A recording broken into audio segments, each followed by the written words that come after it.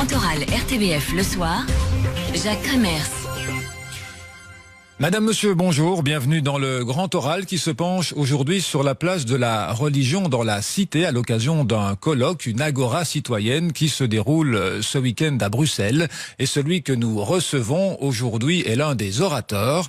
Il est professeur d'études islamiques contemporaines à l'université d'Oxford. Il est aussi directeur du centre de recherche sur la législation islamique et l'éthique au Qatar. Notre invité, c'est Tariq Ramadan. Bonjour. Bonjour. Vous venez de publier un ouvrage qui s'intitule Le génie de l'islam. Nous en parlons avec aussi Béatrice Delvaux, éditorialiste en chef au Journal Le Soir. Bonjour. Et Jean-Pierre Jacquemin, directeur de l'information à la RTBF. Bonjour. Tariq Ramadan, votre livre s'intitule Le génie de l'islam. Il fait référence aussi au génie du christianisme de Chateaubriand. Est-ce aussi, dans votre chef, une apologie, cette fois, de l'islam ?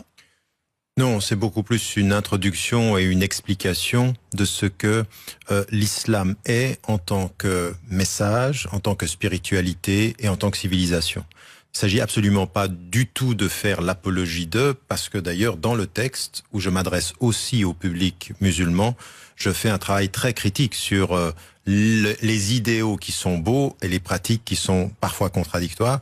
Et d'un autre côté, ce que j'essaie de faire pour mes concitoyens européens, occidentaux, ou même d'ailleurs dans le monde, puisque le livre est déjà prévu dans une publication en plusieurs langues, c'est de parler de l'islam autrement que quand on en parle dans les controverses ou parce qu'il y a eu un attentat.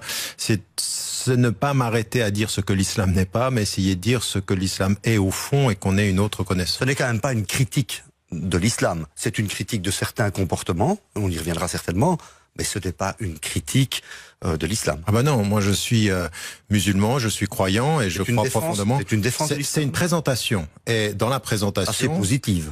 Ah non, bien sûr qu'elle est positive, parce que si j'ai fait ce choix-là, c'est parce que je crois que c'est un message qui est fondamental, est un message universel. Maintenant, ce que je vois, c'est qu'entre la beauté de ce message qui est positif, il y a un comportement des musulmans négatif qui est là pour plusieurs raisons, historiques, culturelles, de mauvaises interprétations. Et en même temps, je pense, le message aujourd'hui de l'islam est tellement perçu négativement qu'à un moment donné, presque objectivement, on a envie de dire, écoutez, voilà ce que peut être l'islam vu de l'intérieur. Est-ce que, petite question peut-être un peu néophyte, mais est-ce qu'on a le droit en fait de faire ça? Est-ce qu'on a le droit, est-ce que ceux qui veulent expliquer et qui vont peut-être pas tout à fait dans le sens de tout le monde, est-ce qu'on s'est permis? Bien sûr, il y a une très très grande tradition de la pensée critique. Le problème aujourd'hui, c'est que sous des dictatures politiques ou sous des enfermements littéralistes que nous avons aujourd'hui avec le mouvement salafi ou ceux qu'on appelle les wahhabis dans les pétromonarchies ou les États du Golfe ou ceux qui peuvent s'installer en Occident, l'idée c'est que quand on est musulman, eh bien qu'il n'y a qu'une seule lecture, il n'y a même pas de débat critique. Or, tout ceci est faux. Ce que je mets en évidence dans le texte, c'est la nécessité aujourd'hui d'un dialogue intracommunautaire. Moi, quand je vous parle aujourd'hui, je ne représente pas tous les musulmans, je fais partie de la tendance réformiste. Mais à côté de ceci, j'ai des littéralistes, ou j'ai des rationalistes, ou j'ai des gens qui sont de différentes tendances. Et je pense aujourd'hui que nous faut... Et puis déjà, en plus, ce qui est l'énorme fracture que nous avons au Moyen-Orient entre les chiites et les sunnites, nous sommes obligés aujourd'hui d'avoir un débat critique. Donc, ce que l'histoire nous a enlevé en termes de droit à la pensée critique, je le revendique dans cet ouvrage-là en disant nous ne nous en sortirons pas sans pensée critique. Et ce que je dis, c'est qu'une foi profonde ne peut pas être sans une intelligence éveillée, critique, qui pose des questions. J'appelle les musulmans à poser des questions. On voulait peut-être passer en revue différentes choses pour justement comprendre quelle est votre interprétation ou ce que vous dites pensez. Réformiste, mais vous êtes sunnite? Oui. Salafiste? Non, salafi, attendez, parce que ça aussi je le dis dans le texte et je le disais dans un autre texte. Salafi au sens normatif, ça veut dire revenir aux origines. Alors vous avez deux façons de revenir aux origines. Soit vous revenez aux origines pour répéter la lettre de l'origine, soit vous revenez aux origines pour trouver l'esprit et le dynamisme intellectuel. À l'origine, il y a des musulmans qui sont très réformistes, c'est-à-dire ils regardent l'histoire, ils regardent le contexte. Et moi, c'est de ceci que je revendique. Je dis donc revenir aux sources de la foi, pour le reprendre comme ça, et voir comment on peut l'adapter au monde moderne? Oui, revenir aux sources de la lumière de la foi, mais ajouter à la lumière de la foi la lumière de l'intelligence. C'est-à-dire comment aujourd'hui on relève les défis de son époque. Ça, c'est fondamental pour moi. Ça fait 25 ans que je fais ce travail-là. Je l'ai fait par rapport à notre situation en Occident, en disant, mais écoutez, moi je n'ai absolument aucun problème. Et au contraire, je revendique ma culture européenne, ou les cultures européennes. Ça, c'est un travail que vous ne pouviez faire que si vous êtes dans la circonstance historique de le vivre. Et puis en même temps, dans les sociétés majoritairement musulmanes, de mettre en évidence, vous savez, déjà rien que ce que je viens de vous dire. Un musulman, habituellement, il vous dit le monde musulman. Je n'utilise jamais cette formule. Je dis les sociétés majoritairement musulmanes pour faire comprendre aux musulmans qu'ils n'ont pas le monopole de la représentation des sociétés. Oui, vous dites chrétiens. Et vous faites une différence entre les sociétés où les musulmans sont majoritaires et une société où les musulmans sont minoritaires. Actuellement, parce que simplement, ça arrive. Et qu'est-ce qui se passe quand on passe du minoritaire au majoritaire, on l'impose aux autres? Alors justement, ma position que je revendique dans le livre, c'est de dire il ne peut pas y avoir de différence dans les sociétés majoritairement musulmanes entre les citoyens. Un citoyen chrétien, un citoyen athée, un citoyen agnostique, ou juif, ou bouddhiste, ou hindou, ou autre, doit avoir exactement le même statut. Donc je renvoie aux sociétés majoritairement musulmanes le fait qu'on ne peut pas, nous, en Europe, revendiquer un statut égalitaire de citoyen et accepter que dans des situations majoritairement musulmanes, ça ne se passe pas. Raison pour laquelle je suis critique de l'Iran, je suis critique de l'Arabie Saoudite, et il faut qu'on le soit. Ça veut dire qu'une société majoritairement musulmane, dans votre définition, en disant qu'elle doit respecter l'égalité entre les croyances, en fait, c'est ce que nous, on appellerait une société laïque, parce que chez nous, la laïcité veut établir une sorte d'égalité, veut qu'il y ait une égalité entre les différentes croyances. Oui, alors je ne le dis pas, je le dis dans ce livre-là, parce que c'est un livre de synthèse, mais je l'ai répété depuis 20 ans, dans un livre que j'avais écrit en 92, je mets en évidence que moi, je n'ai aucun problème entre la séparation des autorités de l'État et de la religion. Je ne veux absolument pas d'une religion qui imposerait à tous la norme qui est la sienne. Donc je n'ai aucun problème avec ceci. La conjonction entre les deux va se faire au gré des histoires respectives. Par exemple, la laïcité belge, elle n'est pas exactement la même que la laïcité française, qui n'est pas la même que la laïcité britannique. Chaque pays a son modèle de séparation. Et ce que je veux pour les sociétés majoritairement musulmanes, c'est exactement la même chose. C'est-à-dire qu'on sache faire la différence. Je suis totalement opposé à un dogmatisme et à une religion d'État qui s'imposerait à tous, mais je veux aussi que les sociétés trouvent les modes et les modalités de leur séparation. Et c'est là où certains parfois estiment que Tariq Ramadan peut avoir plusieurs discours, plusieurs langages. On va y venir. Jusqu'à quel point, j'allais dire, la loi des hommes s'impose à la loi de Dieu? Mais parce qu'il n'y a pas... Mahométain, évidemment. Oui, non, mais vous le dites comme on l'entend souvent dans les médias. Mais qu'est-ce que c'est la loi de Dieu? Ce serait une loi qu'on prend du Coran et qu'on impose? Mais non. Aujourd'hui, moi, même cette loi qu'on dit être la loi de Dieu, regardez, même, dans ce livre-là, je donne la définition de charia dans 4 disciplines différentes en montrant que c'est beaucoup plus complexe que ça. Moi, je ne suis pas pour l'idée que la charia, c'est la loi de Dieu. Je dis c'est le chemin de la fidélité. Et donc, toutes les lois, pour moi, toutes les lois, elles sont produite par l'interprétation humaine. Donc quelqu'un qui vient vers moi et qui me dit ceci est la loi de Dieu, je lui dis attends, ceci est la loi de Dieu de la façon dont tu la lis. Aujourd'hui, on va rentrer dans un travail d'interprétation. Il ne serait pas plus simple de dire c'est la loi des hommes, c'est-à-dire les représentations démocratiques, ce qui se décide dans les parlements, qui s'appliquent à tous et à tout le monde. Oui, mais ça, c'est exactement le processus que je reconnais. Ce que j'y dis par ailleurs, c'est que quand vous êtes dans une société, par la force des choses, au-delà de la loi, il y a quelque chose qui est une référence éthique. Et la référence éthique, c'est ce qui peut inspirer la façon de penser le modèle légal. Mais ça, c'est normal que ce soit lié à des sociétés qui soient différentes en fonction de leur histoire et en fonction de leur culture. Vous pouvez admettre que l'éthique, qui chez vous est sans doute plutôt inspiré par Dieu, puisque certains considèrent que c'est inspiré simplement par une forme de rationalité, qu'elle soit humaine. Alors vous voyez, ce qui est très intéressant dans la façon dont vous formulez les choses, c'est que pour moi, je critique la pensée musulmane qui dirait l'éthique n'est produite que par la source révélée. Je dis non, l'éthique, elle est produite par la source révélée, mais elle est produite par la rationalité humaine. Ma raison est productrice d'éthique. Mais elles vont ensemble, elles peuvent pas être... Vous excluez l'idée que ça puisse n'être que de la rationalité humaine. Non, c'est ce que j'avais pas terminé. Ce que je veux dire, c'est que... Mais ça, c'est très important, c'est-à-dire que vous avez une rationalité qui est à même de produire de l'éthique. Et c'est là où je peux rejoindre les traditions philosophiques kantiennes ou les traditions même de la Grèce antique, aristotélicienne. Donc, j'ai aucun problème avec ça. Et donc, quand je me retrouve avec quelqu'un qui me dit « Mais il n'y a pas Dieu ». Il n'y a pas de transcendance. Je dis, certes, et il me dit, je produis ma morale à partir de ma raison. la position de Sartre, la position de Heidegger. C'est une morale laïque. Je dis, j'ai aucun problème avec ça.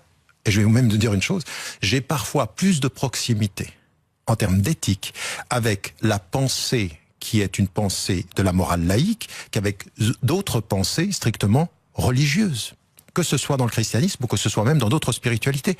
En d'autres termes, je l'exclus pas pour d'autres. Pour moi, elles sont mariées. L'éthique de la rationalité et l'éthique de la révélation se conjuguent. Mais quand je rencontre quelqu'un qui vient avec l'éthique de la rationalité, nous trouvons plein de points communs. Il y a énormément de choses dans la pensée, même de Sartre. Sartre dit, il n'y a pas de morale transcendantale. Mais par contre, il y a une chose qui est importante. Agis de façon à ce que tu fais puisse être l'action de tous. Et si ça ne l'est pas, c'est donc qu'il y a un processus immoral. Je dis, j'ai aucun problème. Vous citez quelques philosophes et un autre dont vous dites qu'on l'a trop vite enterré, c'est Marx. Marx a dit la religion c'est l'opium du peuple. Autrement dit, c'est l'autre consolation. C'est la manière de maintenir le peuple dans la condition d'esclavage ou laborieuse dans laquelle il est. Autrement dit, débarrassons-nous de la religion. Et Bakounine, adepte de Marx au moins certainement, disait si Dieu existe, il faut le supprimer.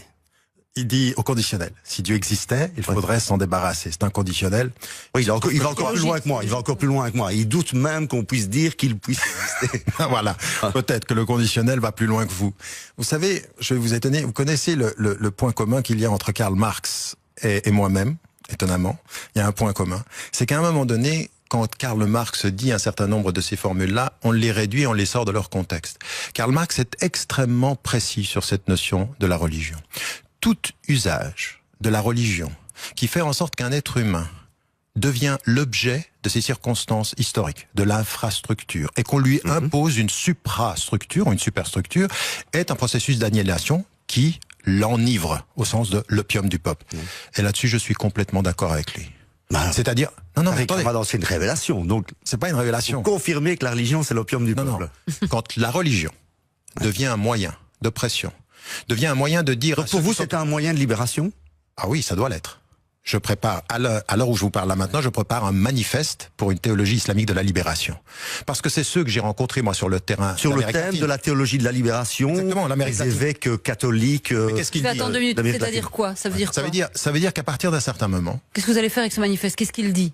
Ce qu'il dit, c'est que dire Dieu, c'est mettre en branle dans votre être intérieur, comme dans la société, un processus de libération vis-à-vis de toutes les aliénations.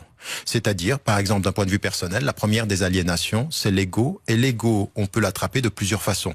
Quand on fait de vous un être de consommation, un être qui est pour l'avoir, qui est enivré, qui devient dépendant de l'avoir, vous êtes aliéné.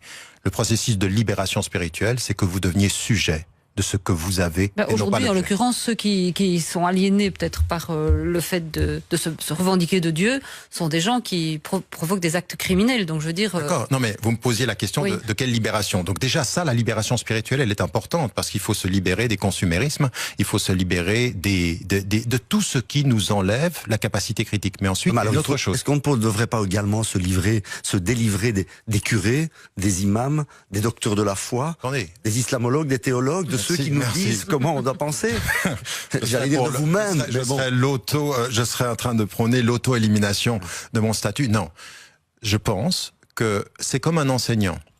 Un enseignant, vous savez, la formule de l'intellectuel français qui disait un bon professeur n'est pas un professeur qui vous apprend à penser comme lui, mais à penser sans lui. Un théologien, un chrétien, un prêtre, un rabbin, n'importe quel être qui puisse avoir une autorité religieuse. Il devient un être d'aliénation s'il vous demande de vous soumettre à lui ou de penser comme lui. Mais il y a dans toutes les traditions religieuses, toutes, historiquement, c'est aussi vrai que la pensée marxiste, parce que la pensée marxiste a aussi aliéné. La pensée marxiste, comme les pensées de libération humaine, ont aussi aliéné. Moi, ce qui m'intéresse, c'est pas de condamner en amont, c'est de dire, écoutez, à partir d'un certain moment, si, et c'est ça que j'entends par libération, un processus de libération sociale qui consiste à dire, sur cette terre, nous sommes sujets, la pauvreté est inadmissible. Les systèmes d'aliénation, les systèmes d'oppression, de domination sont impossibles. Est-ce qu'il est possible de convoquer des références religieuses, éthiques ou morales ou humaines qui, ensemble, puisse faire en sorte que des femmes et des hommes se libèrent de l'oppression sociale, c'est ce que je revendique. Est-ce que jusqu'ici, l'islam a été facteur de développement des pauvres? Est-ce que jusqu'ici, l'islam a montré des éléments qui permettaient, en dehors de la charité, comme d'autres religions, aux pauvres de sortir de cet état? Mais écoutez, non seulement l'histoire le montre, mais il y a des situations. D'abord, au début de l'islam, toute la structure. Vous savez que le deuxième pilier pratique de l'islam, ça s'appelle la zakat. La zakat, ça n'est pas un élément de charité, c'est de dire à tous les riches de la terre, le pauvre a un droit sur votre bien. Un droit, c'est ce qui s'appellera dans la tradition chrétienne plus tard, et dans nos sociétés, jusque dans ma société suisse qui l'a arrêté il y a quelques années, le droit des pauvres. Le droit des pauvres, c'est de dire une chose, à la conscience de tous. Le pauvre, quand il demande sa dignité, il n'a pas à vous remercier, c'est son droit. Et donc ceci est inscrit dans la tradition musulmane, au point que, quand vous parlez, quand vous allez aujourd'hui, pourquoi est-ce que sur la couverture du livre, j'ai la mosquée bleue? Parce qu'on va visiter la mosquée bleue, et on oublie que Sulayman, le magnifique, était celui qui, sur le plan social, avait développé des écoles de pensée, des écoles critiques, transformer le type de rapport légal aux minorités, dont la minorité juive. Et attendez, et plus que ceci, des institutions sociales de prise en charge des pauvres. On en est loin maintenant, regardez. Non mais vous me demandez si c'est arrivé, donc je vous réponds. Maintenant vous voulez me dire, c'est arrivé dans le passé, on est mal dans le présent, je vous dis vous avez raison, et ça fait partie de mon dernier chapitre en disant... parler de dictature dans les pays arabes. Non mais je dis même, l'un des grands problèmes que j'ai avec les musulmans aujourd'hui, c'est cette idéalisation du passé. Chaque fois qu'on vous parle, on dit mais attendez, regardez l'Andalousie. C'est ce que vous avez fait. Hein. Mais non, mais parce que vous me l'avez posé. Attention, je ne fais que vous suivre. Vous m'avez posé une question, je veux bien y répondre. Et quand j'y réponds, vous me dites ah ben c'est ce que vous faites. Oui. Mais parce que vous me dites, est-ce que historiquement c'est arrivé? Pourquoi c'est important de faire l'histoire? Non pas pour idéaliser le passé, mais si dans le passé c'est arrivé, ça veut dire qu'on ne peut pas essentialiser l'islam en disant l'islam, ça n'est pas possible que ça arrive. Ça c'est arrivé. Notre problème n'est pas... Mais on va passer en revue différentes choses qui donnent un peu une définition peut-être un peu plus précise de la manière dont votre interprétation entre guillemets du Coran peut nous éclairer un peu sur votre pensée et la manière dont vous passez de la théorie aux actes concrets, aux recommandations. Moi j'ai quand même envie de vous poser une question. Est-ce que l'ennemi aujourd'hui, ou celui qui crée cette pauvreté, c'est la société occidentale avec des politiques qui ne sont pas menées en faveur des pauvres qui discriminent, ou est-ce que c'est, je m'excuse de poser une question basique, hein, je suis pas philosophe, ou est-ce que c'est Daesh? Est-ce que c'est l'État islamique qui aujourd'hui, en brigade des jeunes, profite d'une forme de désespoir, enfin on y reviendra, pour à un moment donné déstabiliser les sociétés occidentales ou se rendre plus riches? Je laisse la porte ouverte. La pauvreté, elle a précédé Daesh, elle va sans doute et malheureusement survivre à Daesh, qui est un phénomène historique et à mon avis... Donc les sociétés occidentales sont plus un ennemi que Daesh? C'est pas les sociétés occidentales. La pauvreté, elle n'est pas née des sociétés occidentales. Les premiers responsables de la pauvreté dans le tiers-monde, ou dans les sociétés majoritairement musulmanes aujourd'hui, en Afrique ou en Asie, ce sont les gens, les autorités sur place. C'est-à-dire que quand je vais en Afrique, je ne vais pas en Afrique pour leur dire attention, critiquer Washington ou critiquer Londres. Les premiers que vous avez à critiquer, c'est les pouvoirs dictatoriaux. Ce sont ceux qui volent leur pays, parce que vous avez des corrompus. Je veux dire, on avait à l'époque Mobutu qui avait l'équivalent de la dette du Zaïre dans les banques de mon pays en Suisse. C'est ceux-ci qui sont les principaux responsables. Donc moi, ce qui m'intéresse, c'est aussi de dire à ceux qui vivent dans la pauvreté, les responsables politiques sont les premiers responsables de cette corruption et de ces manquements. Maintenant, il ne faut pas qu'on s'arrête là. Il faut aussi qu'on regarde les responsabilités partagées. À l'heure où je vous parle, il y a chaque jour de notre vie 100 000 personnes environ qui meurent de faim, et en général dans le sud. L'argent qui vient du sud vers le nord est plus important que l'argent qui vient du nord vers le sud. Et Daesh est une victime dans le processus, parce que vous parlez pas beaucoup de ça. Daesh est une victime? Non, mais Daesh, je vais y venir, mais vous me parlez de la pauvreté. Je ne sais pas la relation. J'essaie de voir où vous mettez Daesh dans la peinture. Non, Daesh, c'est une interprétation de l'islam qui est une interprétation inadmissible, une interprétation de criminel. Ce sont des gens qui utilisent des textes, et je dis toujours aux musulmans deux choses. Ne dites pas que ça n'a rien à voir avec l'islam, et ne dites pas que ce ne sont pas des musulmans. Pourquoi? Parce que dès qu'une personne dit et qu'elle cite un verset du Coran, vous devez répondre. Vous pouvez pas faire comme si vous étiez sourd à ce qu'elle dit. Donc vous devez faire la critique de cette référence en disant ce que vous venez de faire est totalement une trahison du message. Donc moi, c'est ce que je me suis acharné à faire, mais pas avec eux seulement, même déjà avec ceux qui tuaient mes concitoyens en 97, en 96 en Égypte. Donc déjà, il y a ceci. Et puis d'un autre côté, il y a aussi le fait que ce sont des musulmans. Moi, je condamne leurs actes, mais je n'ai pas le droit, moi, théologiquement ou légalement, de mettre quelqu'un dans l'islam ou pas dans l'islam. Quelqu'un qui me dit qu'il est musulman, il est musulman. Maintenant, je peux condamner son acte. Et voilà ce qu'il faut faire. Mais maintenant, il faut qu'on fasse attention. C'est-à-dire que tous ceux qui viennent en nous expliquant, vous savez, la violence extrémiste, elle est uniquement issue de la paupérisation ou de la fracture sociale. Je dis, mais non, ça, soyons sérieux. Moi, quand j'ai travaillé même sur ceux qui viraient à l'extrémisme à Londres après les attentats de 2005, ou même aux États-Unis après 2001, certains sont formés, ils ont des doctorats, c'est pas tous des perdus de la société. Donc il y a là quelque chose qui n'est pas directement lié à la fracture sociale, même si, dans notre travail, il faut avoir une vision qui tient en compte tous les paramètres. Il y a ceux qui ont des lectures dogmatiques, même s'ils sont très formés, très éduqués, et donc il faut leur répondre. Il y a ceux qui ont des problèmes sociaux. Il y a ceux qui ont des problèmes sociaux. On ne peut pas nier qu'à un moment donné, quand vous êtes en Europe, à un moment donné, vous faites toutes les études, puis on vous ferme toutes les portes. À un moment donné, vous pouvez virer dans l'extrémisme. Mais ça aussi, il faut répondre. Donc les causes sociales sont aussi à considérer.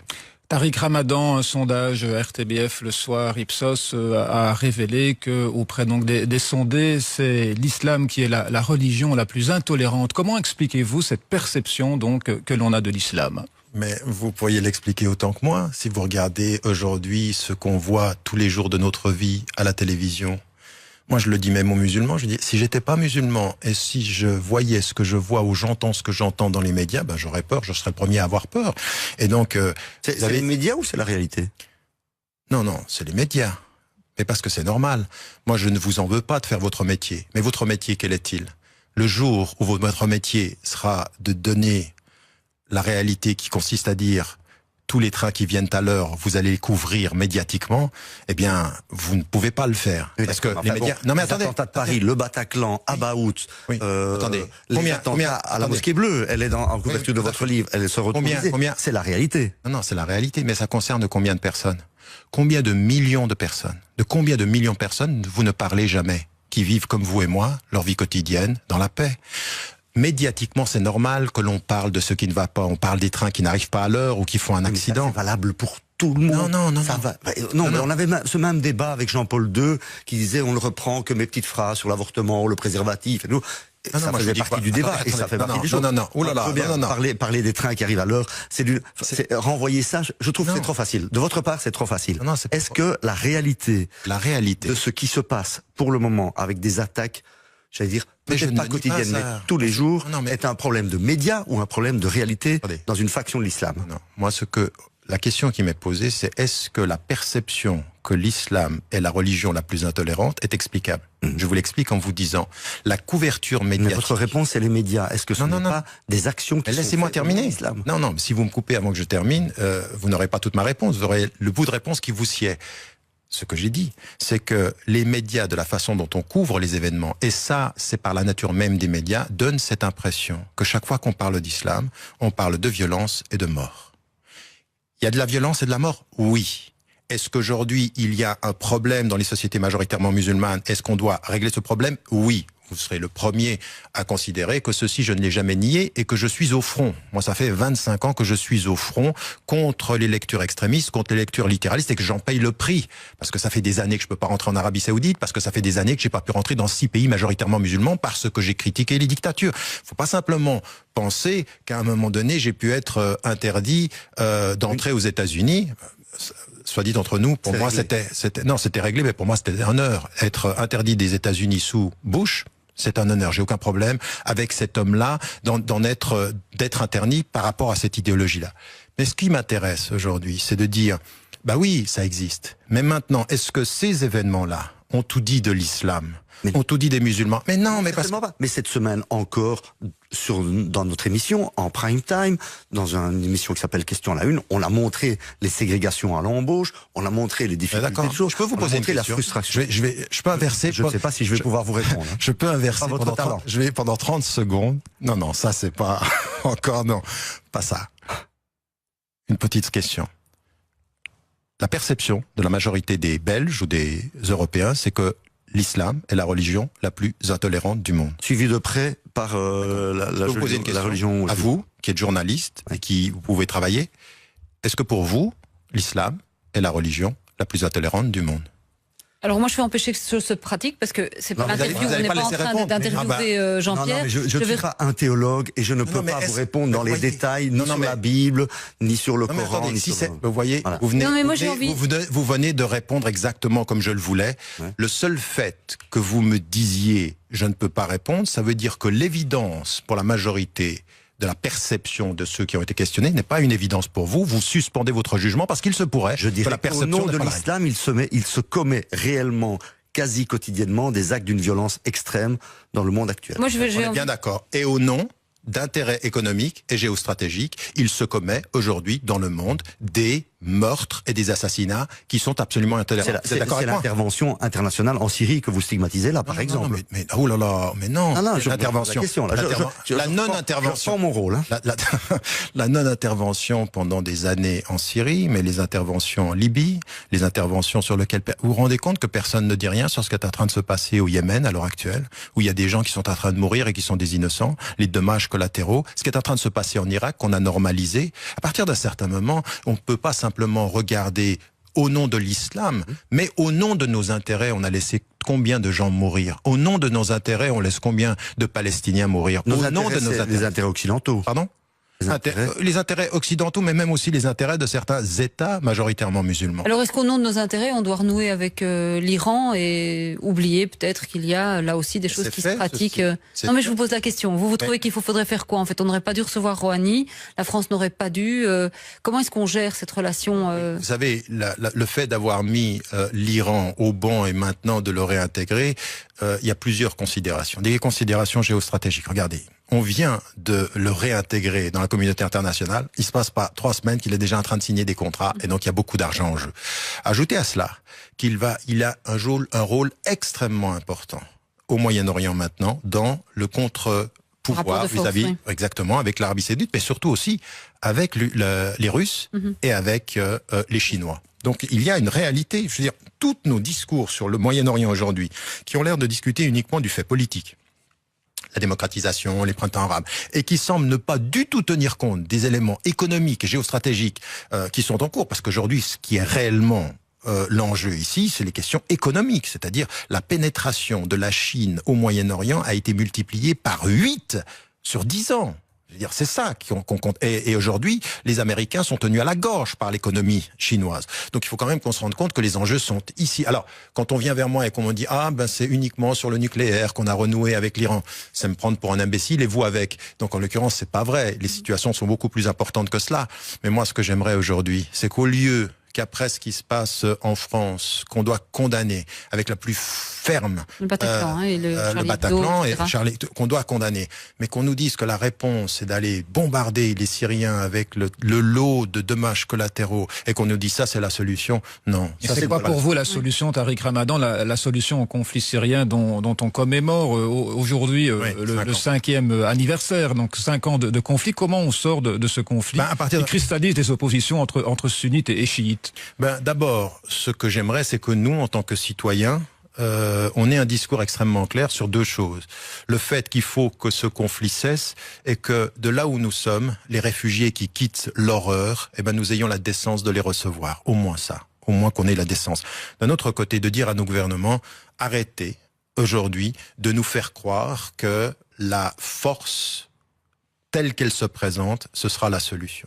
Vous savez, le ministre des Affaires étrangères, je l'ai répété ceci parce que c'était assez drôle, il nous disait, il y a quelque temps, quand même, si on est tous d'accord, on peut annihiler, éradiquer, c'est le terme, qui est quand même pour des êtres humains, pour moi, même si c'est si je refuse ce qu'ils font, mais il disait, on peut éradiquer 30 000 personnes. On aurait pu dire là même, éradiquer le nazisme, c'est quelque chose que vous auriez accepté, ou vous vous dites, si c'était des êtres humains, Hitler... Non, éradiquer le nazisme est une chose, éradiquer des êtres humains, non, moi vous savez... Je suis pour qu'on arrête les gens et qu'on les juge.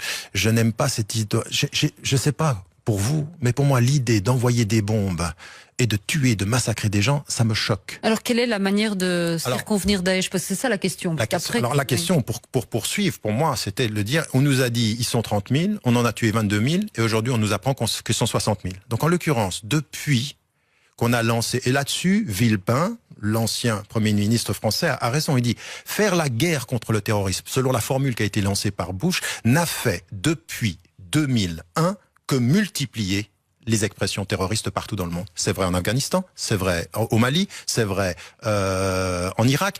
Donc ça n'est pas ça la solution. Alors c'est ça que vous apprenez votre manifeste, parce que votre manifeste en fait, parce que je voudrais quand même bien voir jusqu'où vous voulez, quelle est l'idée derrière. Est-ce que vous pensez que la solution passe par ce que vous dites que vous faites, c'est-à-dire pas dire européaniser l'islam, mais en tout cas rendre à l'islam, le rendre pas fréquentable, mais en tout cas faire en sorte qu'il ne se fourvoie pas. Est-ce que ça, vous pensez que vous faites là partie de la solution? Mais moi, ça fait longtemps que je pense que nous faisons partie de la solution. Pas simplement moi, mais toutes les voix qui en Occident disent aux gouvernements occidentaux, nous sommes vos alliés dans l'affaire. Vous savez, j'avais écrit dans votre journal que l'allié objectif de Daesh, c'est la peur. Oui. Si nos gouvernements renvoient la peur dans nos sociétés, la fracture, on va pas y arriver. Ils l'ont compris, ça, parce que ce qui devient difficile aujourd'hui, c'est pas tellement que les gouvernements trouvent ou accordent une mission quelque part aux gens issus de la communauté musulmane et qui peuvent servir un peu les seuls qui peuvent parler et essayer d'expliquer que le Coran est peut-être autre chose qu'un outil qu'on manipule pour faire la guerre et tuer des Occidentaux. Mais le problème vient, on l'a vu ici en Belgique, du fait que ces porte-paroles sont, eux, menacés de mort, mis à mal par leur propre communauté. Donc il y a une grande difficulté de trouver des ambassadeurs, en fait. Ismaïl Saïdi, Rachid Benzine, menacés de mort parce qu'ils veulent faire... Ce que vous faites là un peu, en fait, une espèce de Coran expliqué. Bon, la menace de mort, moi je l'ai reçue mais à plusieurs fois et depuis tant d'années, mais c'est pas ça le problème. De la part des membres de votre communauté, de votre religion? Bien sûr, il y en a même qui ont considéré que j'étais un apostat et donc que mon sang était licite, mais ça c'est pas le problème. Aujourd'hui, on peut trouver dans les sociétés occidentales, en Belgique comme en France, on peut trouver des partenaires et on doit travailler ensemble. Il faut qu'on renoue dans la confiance. Face à l'expansion de la peur et de la méfiance, il faut trouver aujourd'hui les conditions de la confiance. Et moi, c'est ce que j'appelle des mouvements nationaux d'initiative locale. Ça se passera aussi au niveau local. Mais la confiance à retrouver avec les sociétés dans lesquelles, enfin, dans les sociétés que les musulmans forment, hein, parce que ça c'est une réalité. Est-ce que ça passe par ce qu'on appelle des accommodements raisonnables? Est-ce que ça passe par une adaptation de notre société, de nos lois, de nos pratiques à l'islam? Non, je pense pas. Moi, vous savez, j'ai beaucoup participé au début avec le philosophe Charles Taylor au Canada, qui parle des accommodements raisonnables. J'étais intervenu dans la discussion en Ontario, au moment où on parlait juste aussi d'intégrer les tribunaux et même les conseils de conciliation basés sur le religieux. Et moi, ma position, elle est complètement différente. Ma position aujourd'hui, elle est de dire, écoutez, si vous êtes sérieux avec la laïcité, si vous êtes sérieux avec la loi belge, appliquez-la telle qu'elle est, mais appliquez-la égalitairement pour les juifs, les chrétiens, les musulmans, les hindous. C'est-à-dire, prenons l'exemple du voile, c'est toujours la même chose, mais c'est le sujet qui est sans doute le plus clivant. Oui, mais parce que je pense qu'il n'y a rien dans la question du voile, du foulard, en fait, parce que le voile, ce n'est même pas le terme arabe, c'est le foulard. Il n'y a rien dans le fait de le porter qui va à l'encontre de la loi belge. C'est aujourd'hui, vous voyez... Mais est-ce qu'il y a quelque chose dans le Coran qui va à l'encontre de ne pas le porter? Je ne sais pas si ma question est claire. Non, moi, ma position, elle est extrêmement claire. Elle a été reconnue, mais partout à travers le monde, il n'y a qu'un pays dans lequel elle fait problème. Et par extension, parce que quand parfois on s'énerve à Paris, on sent la nervosité à Bruxelles, malheureusement, c'est de dire la chose suivante. Il est interdit d'imposer à une femme de porter le foulard. Et je m'oppose au gouvernement saoudien et au gouvernement iranien et à toute personne qui, dans une famille, l'impose à une femme. Et je pense qu'il est faux et contre les droits humains de lui imposer de l'enlever. À partir du moment où c'est son choix. Sauf si on le fait pour toutes les confessions. Si par exemple dans une administration, vous savez qu'il y a eu le cas dans une organisation de recherche d'emploi, Actiris ici à Bruxelles, où il était souhaité, enfin recommandé, de ne pas porter le voile lorsqu'on était en contact avec la population à un guichet public. Et voilà, il y a eu un recours, ça a été contesté. Mais en fait, est-ce que vous ne trouvez pas normal qu'on puisse demander à toute personne de ne pas montrer de signes convictionnels lorsqu'il est en contact avec le public dans une administration? Je pense qu'avant d'être d'accord avec ça, je pense qu'il faut ouvrir le dialogue là-dessus. Parce que qu'est-ce que ça veut dire de ne pas présenter aux gens, de ne pas se présenter avec un signe? Où est la neutralité? La neutralité, c'est de bien faire votre travail. Par exemple, moi, j'ai été enseignant pendant des années au secondaire. Où elle est ma neutralité? Dans ma façon de me vêtir, dans la façon de se vêtir de mes élèves? Mais non, elle est dans la façon de ce que j'enseigne. La neutralité, c'est de ce que j'enseigne. Je dois leur donner les instruments pratiques. Me dire que je ne suis plus neutre parce que je m'habille d'une certaine façon, ou que mes élèves ne sont plus neutres parce qu'ils s'habillent d'une certaine façon.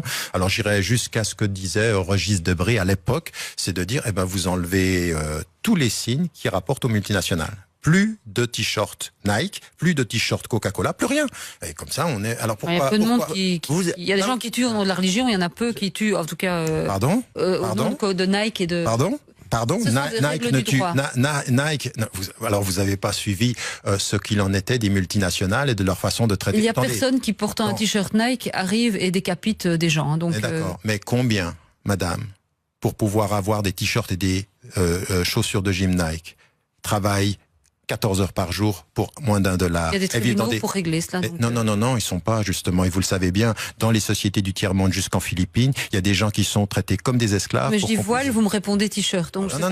Non, mais je pense que vous n'avez pas compris. Vous parlez du foulard et des signes distinctifs. Je vous dis, si on doit en arriver à penser que la neutralité, c'est qu'on n'ait aucun signe distinctif, pourquoi est-ce qu'on accepte les signes économiques des modes et qu'on n'accepte pas les signes religieux des appartenances? C'est stupide. Tariq Ramadan, vous êtes dit réformiste au début de cet entretien. Est-ce que le voile intégral, le tchador, la grille, y compris devant les yeux, est quelque chose qui n'est pas d'office imposé, peut-être même par un dieu, à des femmes? Est-ce que c'est quelque chose qu'un réformiste peut accepter? Cette dissimulation complète de la femme. Moi, je pense que ce n'est pas islamique et j'ai pris des positions extrêmement fermes là-dessus, en disant je ne pense pas que l'islam promeuve et soit une invitation à cela. Donc, ma position elle est extrêmement claire. Maintenant, on a une deuxième discussion. Une fois que j'ai dit ceci, je peux vous plaire et vous dire ou vous êtes d'accord avec moi. Mais c'est pas comme ça qu'on fait avancer les mentalités chez un certain nombre de femmes qui, encore une fois, pour certaines, elles pensent vraiment que c'est islamique, parce qu'on leur a enseigné ça. Mais vous êtes d'accord que c'est une aliénation, pour revenir à notre débat autour de... Moi, je le crois. De Marx. Je le crois. Et vous avez des femmes qui se convertissent et qui le croient également. Et vous savez, quand vous faites un travail de conversion, quand vous convertissez, ça n'est pas simplement un esprit qui entre dans un nouvel univers, c'est toute une psychologie. Il y a chez certaines femmes un type de rapport à leur passé qu'ils veulent tellement couper que se couvrir de cette façon, c'est d'accéder à une pureté qui est exactement, si vous voulez, le contraste avec ce qu'a pu être leur passé. Quand vous entrez en discussion avec une personne comme ça, et ça m'est arrivé, et que je leur dis, écoutez, ce n'est pas l'interprétation musulmane. L'interprétation musulmane, ce n'est pas ça. C'est d'abord, il faut commencer par les choses essentielles, qui est le cœur, qui est la spiritualité. Eh bien, vous êtes obligé de faire une pédagogie. Raison pour laquelle, quand le débat s'est fait en France, j'ai dit, j'étais au Parlement français, et ce que j'ai dit au Parlement français, je dis, écoutez, moi je ne crois pas que ce soit islamique, mais interdire n'est pas une solution parce que vous allez pousser ces jeunes femmes à rester cloisonnées ou cloîtrées à la maison. Et donc c'est par un travail de pédagogie. Et dans une société comme la nôtre, dans laquelle on parle beaucoup de discrimination homme-femme également, et ça n'a pas l'exclusif de l'islam, on est bien d'accord. Quand vous dites dans votre livre que le paradoxe de l'époque actuelle, c'est quand même l'homme, le mâle, qui vit la crise historique la plus importante. C'est quand même relativement étonnant. Est-ce qu'il n'y aurait pas, de votre côté, plutôt une volonté, vu que vous présentez du côté des pauvres, vu que vous vous dites réformiste, de devoir d'abord défendre la femme avant de dire que le pauvre petit mâle là vous avez, crise historique, vous avez pris une phrase. Attendez, c'est pas c'est une phrase importante quand même. C'est une phrase capitale. Elle est capitale. Mais il ne faut pas la sortir de ce contexte. Je me suis battu et je me bats encore pour les droits des femmes dans les sociétés. Et je dis... Avec un voile. Avec ou sans voile. Avec ou sans voile. Si vous vous battez pour que les femmes ne portent pas le voile, je dirais que vous avez une liberté limitée. Moi, ma liberté, celle que je défends, c'est de laisser aux femmes le choix. Elles font ce qu'elles veulent. Et c'est pas à moi de décider. Elles font ce qu'elles veulent dans la religion islamique pour le moment. Elles doivent pouvoir faire ce qu'elles veulent. Et une femme qui me dit, je suis croyante, je pratique et je ne veux pas porter le foulard, je me battrai pour qu'elle n'ait pas à le porter. Eh bien, ce sera la dernière phrase de cette émission. Merci Tariq Ramadan d'avoir accepté notre invitation. Je vous rappelle que cette émission est disponible sur les sites internet de la RTBF du soir et de la première. Merci à Jean-Pierre Jacquemin, merci à Béatrice Delvaux. Bonne soirée.